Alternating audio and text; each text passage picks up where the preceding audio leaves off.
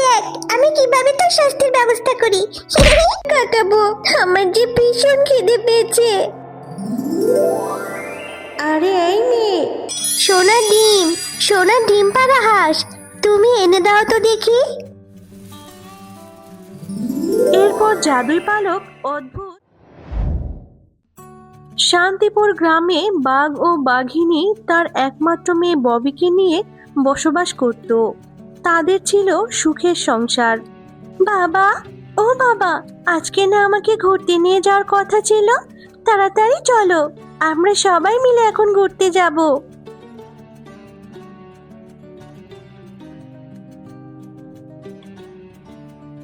এরপর বাঘের পরিবার রাস্তা দিয়ে হাঁটছিল। এমন সময় একটা গাড়ি এসে তাদের অ্যাক্সিডেন্ট করে দিয়ে চলে যায়। তোমরা কে কোথায় আছো? আমার বাবা মাকে বাঁচাও, আমার যে বাবা মা মরে যাবে। বাবা মা, তোমরা আমাকে ছেড়ে কোথায় চলে গেলে? এখন আমি কার কাছে থাকবো? আমি কোথায় যাব? তোমরা ছাড়া যে আমার আর কেউ নেই।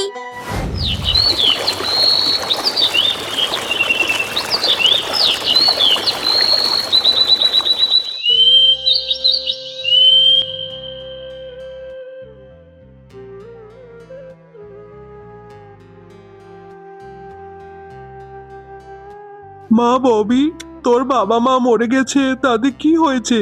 আমি তো আছি। তোর মামা যতদিন বেঁচে আছে ততদিন তোকে দেখে রাখবে। মা, তুই আমার সাথে চল। একা একা এ বাড়িতে কিভাবে থাকবি? মামা, ও মামা, আমি আমার বাবা মার কাছে যাব। বাবা মার কথা যে আমার খুব মনে পড়ছে। আমার বাবা মা কেন আমাকে ছেড়ে চলে গেল? ববি, মা আমার, তোমার বাবা মা নেই তাতে কি হয়েছে? আমরা তো আছি। আমরা তোমাকে মা বাবার আদরেই বড় করব। তুমি বরং আমাদের সাথেই চলো। হ্যাঁ মামি, আমি বাড়িতে একা একা কি করে থাকবো? আমার যে ভীষণ ভয় লাগে। আমাকে তোমাদের সাথে করে নিয়ে যাও, আমি তোমাদের সাথেই চলে যাব। এরপর ববি তার মামা মামির সাথে তার মামার বাড়িতেই চলে যায়। আর তার মামার মেয়ে ছিল খুবই দুষ্টু এবং হিংসুটে। সে ববিকে দেখেই ভীষণ রেগে যায়। মা, এই মেয়েটাকে তুমি কেন এনেছো? ওকে আমার একদমই সহ্য হচ্ছে না। ওকে দেখতে ইচ্ছে করছে না আমার। মা টিনা, ও তোমার ফুপির মেয়ে। ওর বাবা মা মরে গেছে। ও অনেক ভালো মেয়ে। ওর সাথে মিলেমিশে খেলা করবে, কেমন? এখন থেকে তুমি মনে করবে ও তোমার আপন বোন। যদি কখনো ওর সাথে দুষ্টুমি করেছো তাহলে কিন্তু তোমাকে আমি দুষ্টুমির জন্য শাস্তি দেব। ও কখনোই আমার বোন হতে পারে না মা। ওকে বাড়ি থেকে বের করে দাও। আর ওর জন্য তুমি আমাকে শাস্তি দেবে? ওর সাথে আমি কখনোই খেলবো না। আরে এই মেয়ে, তুই আমার বিরিয়ানি কেন খাচ্ছিস? বিরিয়ানি আমার অনেক পছন্দ। বিরিয়ানি আমার মা আমার জন্য রান্না করেছে। তোকে আমি এই বিরিয়ানি খেতে দেব না। তুমি আমার সাথে এমন কেন করছো বোন? আমি তো তোমার বোন হই। তুমিও আমার সাথে বিরিয়ানি খাবে? আসো আসো, আমি কখনোই তোকে বিরিয়ানি খেতে দেব না। এই বিরিয়ানি আমার, আমি এই বিরিয়ানি নিয়ে চলে যাব। এরপর টিনা ববির কাছ থেকে বিরিয়ানি নিয়ে চলে যায়। আমার যে খুব খিদে পেয়েছে। বোন আমার দিকে বিরিয়ানি নিয়ে চলে গেল। আমার বাবা মা নেই বলে আমাকে কেউ ভালোবাসে না। কি রে মা ববি, এভাবে কাঁদছিস কেন? কি হয়েছে রে তোর? মামি, বোন আমার থেকে বিরিয়ানিটা নিয়ে চলে গেছে। বোন আমাকে বিরিয়ানি খেতে দেবে না। আমার যে ভীষণ খিদে পেয়েছে। বোন আমাকে একদমই সহ্য করতে পারে না মামি। ও আচ্ছা, টিনা তাহলে তোকে বিরিয়ানি খেতে দেয়নি? আমি এক্ষুনি গিয়ে ওকে দেখাচ্ছি মজা। এই মেয়েটা যে কবে ভালো হবে, একদমই ববিকে সহ্য করতে পারে না। এরকম বদমেজাজি স্বভাবের জন্য আমি কোথাও গিয়ে শান্তি পাই না। টিনা, আমি ববিকে বিরিয়ানি খেতে দিয়েছি, আর তুই ববির থেকে বিরিয়ানি নিয়ে চলে এসেছিস। তুই ওর সাথে এমনটা কেন করলি? এর জন্য তুই বাড়ি থেকে বেরিয়ে যাবি। বাড়ির উঠোনে গিয়ে কান ধরে দাঁড়িয়ে থাকবি। আর এটাই হচ্ছে তোর উপযুক্ত শাস্তি। তুমি ওই মেয়েটার জন্য আমাকে বাড়ি থেকে তাড়িয়ে দিচ্ছ মা। আমি কখনো এটা করব না। ওই মেয়েটাকে আমার সহ্যই হয় না। ও আসার পর থেকে তুমি আমাকে একদমই ভালোবাসো না। আরে তোর এই বদমেজাজ নিয়ে আমি আর পারি না। তোকে যেটা বলেছি সেটাই কর, এক্ষুনি বেরিয়ে যা বলছি। এরপর টিনা বাড়ি থেকে রাগ করে বেরিয়ে যায়, আর বাড়ি থেকে বেরিয়ে সে রাস্তার মোড়ে কান ধরে দাঁড়িয়ে থাকে। এই শেফার মেয়েটা যে দুষ্ট না, মেয়েটাকে দেখছি কান ধরে রাস্তায় দাঁড় করিয়ে রেখেছে। বেশ হয়েছে, এত দুষ্ট মেয়েকে শাস্তি দেওয়াই উচিত।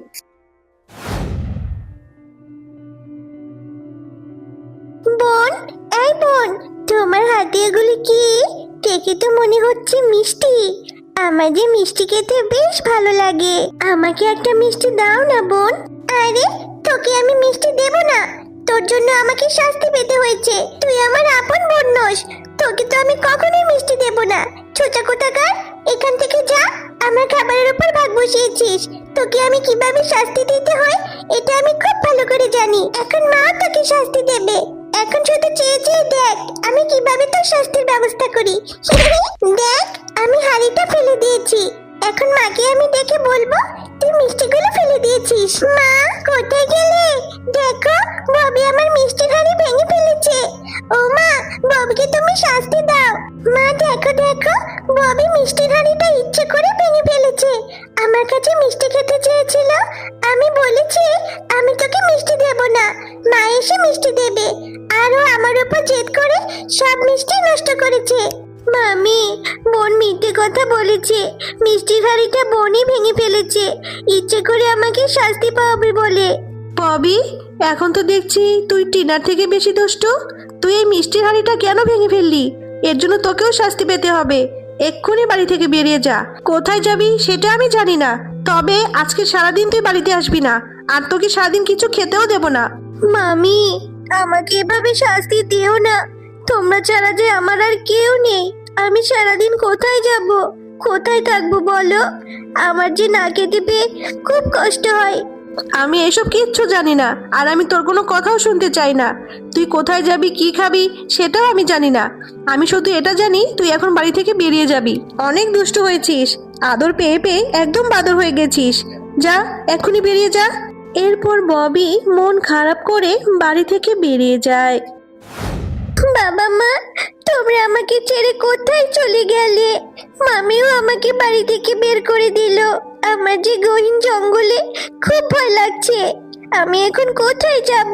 আমার যে যাওয়ার মতো কোনো জায়গা নেই। সারাদিন আমি এখানে কিভাবে কাটাবো? আমার যে ভীষণ খিদে পেয়েছে। আরে এই মেয়ে, তুমি এই গহীন জঙ্গলের মধ্যে বসে বসে কাঁদছো কেন? তোমার কি হয়েছে? ও বাবা, এটা তো দেখছি পরী। পরী, তুমি তো দেখতে অনেক সুন্দর। জানো, আমার মামি আমাকে বাড়ি থেকে বের করে দিয়েছে, আর আমার বাবা মাও অ্যাক্সিডেন্টে মারা গিয়েছে। আমার যাওয়ার মতো কোনো জায়গা নেই। তুমি আমাকে একটু সাহায্য করো না, আমি কোথায় যাব? মামি বলেছে আজকে সারাদিন আমাকে বাড়িতে যেতে দেবে না, আমাকে কিছু খেতেও দেবে না। ও আচ্ছা, তাহলে তো তোমার মনে অনেক কষ্ট। আমি তোমাকে সাহায্য করব। এই নাও, আমি তোমাকে এই জাদুর পালকটি দিয়ে দিচ্ছি। তুমি এই পালকের কাছে যেটা চাইবে, সৃষ্টিকর্তা তোমাকে সেটাই দিয়ে দেবে, আর তোমার মামির মনের ইচ্ছাও পূরণ করবে। তবে মনে রেখো, যে কোনো একটা ইচ্ছাই এই পালক পূরণ করবে। ও আচ্ছা, ঠিক আছে, কিন্তু আমার মামি যদি এই পালকটা রেখে আমাকে আমার বাড়ি থেকে বের করে দেয়? আরে না, তোমার মামি তোমাকে বাড়ি থেকে বের করবে না। এই পালকটা নিয়ে তোমার মামিকে দিলে তোমার মামি আরো তোমাকে বেশি আদর করবে। এবার বাড়িতে চলে যাও, এই জঙ্গল তোমার জন্য নিরাপদ নয়।